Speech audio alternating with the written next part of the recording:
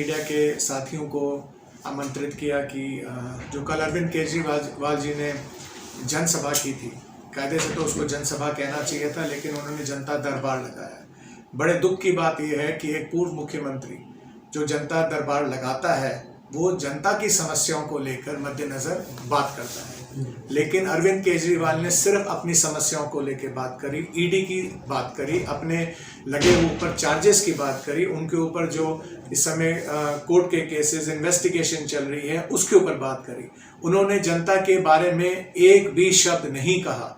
ये उनके राजनीतिक दिवालियापन का संज्ञान देता है और ये दिखाता है कि आम आदमी पार्टी के पास में अरविंद केजरीवाल की समस्याओं, व्यक्तिगत समस्याओं को लेकर, उसके अलावा उनके पास में दिल्ली के लिए, दिल्ली की जनता के लिए कोई भी विचार नहीं है। दूसरी बात, बड़े दुख की बात यह है कि अतुल्य माननीय आरएसएस अध्यक्ष ने 5 सवाल पूछे।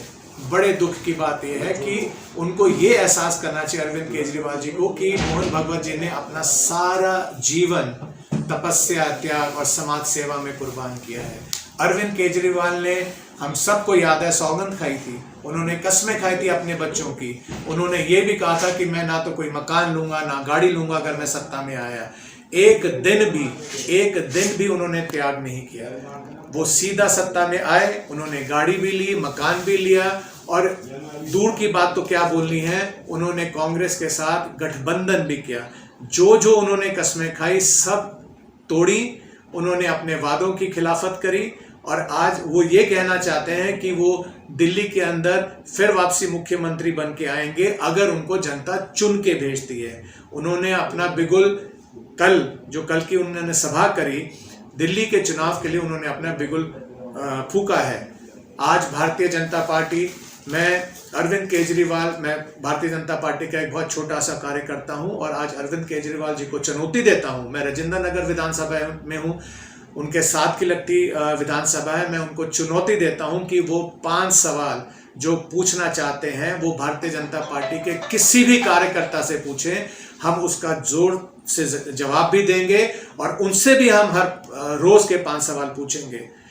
इसी श्रृंखला में मेरा पहला सवाल अरविंद केजरीवाल जी से है कि क्या कारण है कि हाई कोर्ट और सुप्रीम कोर्ट की बेल मिलने के बाद, जब उनको कोर्ट ने ये आदेश दिए थे कि वो सीबीआई और ईडी की जो कार्रवाई चल रही है उसके बारे में जनता के सामने या भाषणों में कुछ नहीं बोलेंगे, कोर्ट का उल्लंघन कर उन्होंने ये सवाल कल की सभा में सबके सामने रखे।